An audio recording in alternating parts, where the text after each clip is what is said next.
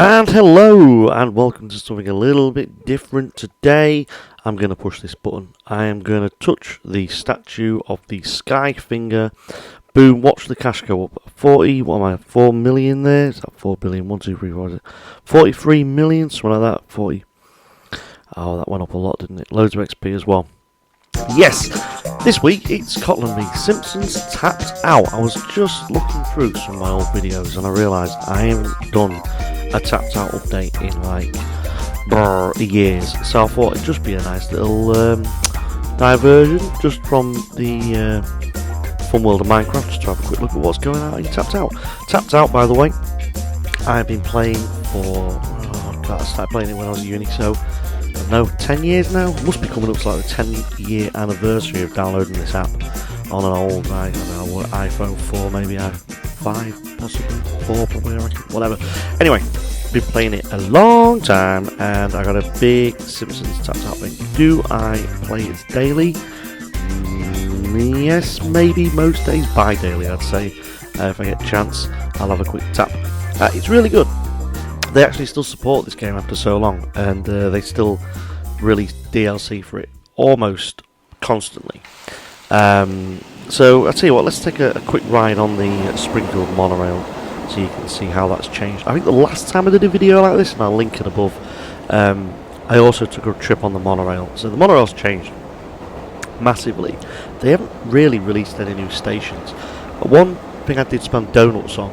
Donuts is like the premium currency if you don't play this game. The one thing I do spend donuts on occasionally is when there is something infrastructure wise that you can't usually buy. So like monorail stations is a big one. If they ever release like a special monorail station, I will dig into my pocket and actually spend money on this game. But apart from that, this game doesn't really make me want to spend much money ever. Just kind of keep playing it. Spent many hours out of it. I'd hate to think how many hours I've spent on this game. I used to play at uni at the back of the lecture theatres if it was a particularly boring lecture. Especially like Wednesday mornings, we had a really boring lecture Wednesday mornings. I'd sit at the back. That's when the content usually dropped. One thing they have done, I think, since I last played it, is they've moved Krusty Land into the main world. So they got rid of Krusty Land. And also, there's no real incentive now to go play on other people's Simpsons Tapped Out worlds. There used to be a big social thing where you get extra points and buildings and stuff for going on to other people's towns. They have introduced that though, that new kind of land at the top. They've finally released all the land at the top, which is quite cool. I got all my big buildings at the top here, which is what used to be Springfield Heights. I've got rid of a lot of the Heights buildings because they were naff. I still do the scratcher, even though what they won there, £500, and that's a drop in the ocean of my 42 million, is that? I don't know, somewhere, a lot of money, so much money I didn't even have to worry about it anymore. Donuts, it's raining donuts. Yeah, so it's good. I like it. This is like the old style bit there. Some of them buildings have been there since the very start. There's no challenge on this game anymore in terms of buying new land, because I've bought all the land, apart from like the new stuff at the top where you've got to earn these land tokens for. I've moved all the kind of western world down here to the bottom with all this extra land, so I've created a lot of space in the middle of the map by moving all the western stuff down there and all the Egyptian stuff, anything sandy. And then I've moved all the future, the Springfield of Tomorrow event, all that stuff I've also moved to this kind of area down here, so it's got its own separate area away from everything else. And then also, I mean, this is actually quite a lot of that, really. It didn't really match up with anything else. And then also all the spooky Treehouse of Horror stuff have also moved to its own area down at the bottom. And when they do that, like, kind of DLC event again this Halloween, I will just add to this area down here, so it's kind of out of the way. And that's pretty cool. A lot of characters around there. Just while we have a quick scoot around, I will mention 3D printing. I've been meaning to do some 3D print videos for a while. I'm actually going to start a new channel and put them on there. Not that I expect many people to watch them. It's pretty boring. However, I've got to say, I absolutely love watching this thing print. It's amazing. What it's doing there, it's actually printing pegs. So we had... obviously, it's the time of year now, isn't it, when the sun's out and you can start getting your washing out to dry instead of like having to use the machine or have it in like we have a room, utility room. We have like a dehumidifier. Now we can start putting it outside in the garden again. We went to get the pegs. Pegs are all snappy and broken and like rusty on the springs. Not very good at all.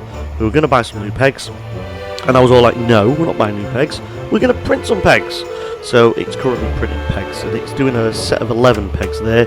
They don't stay that thin, they're actually like normal peg size, but they're springless and they're biodegradable because they're made of polylactic acid, which I believe has a base ingredient of sugar.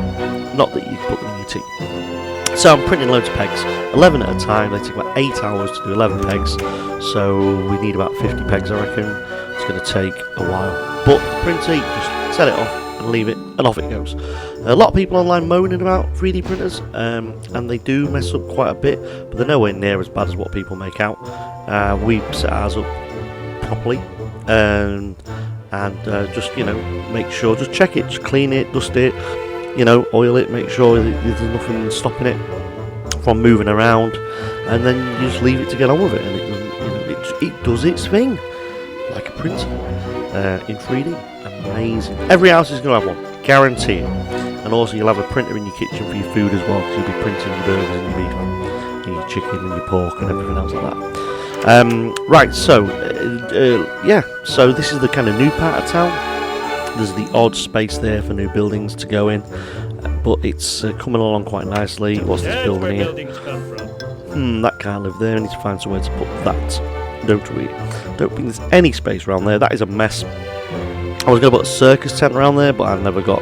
I missed the end of the event, so I didn't get the part. I need to sort that out, actually, figure out what's going to go there. But I'm not sure where I'm going to put this building here.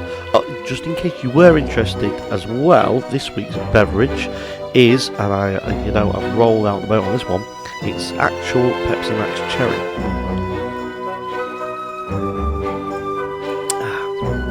Nice.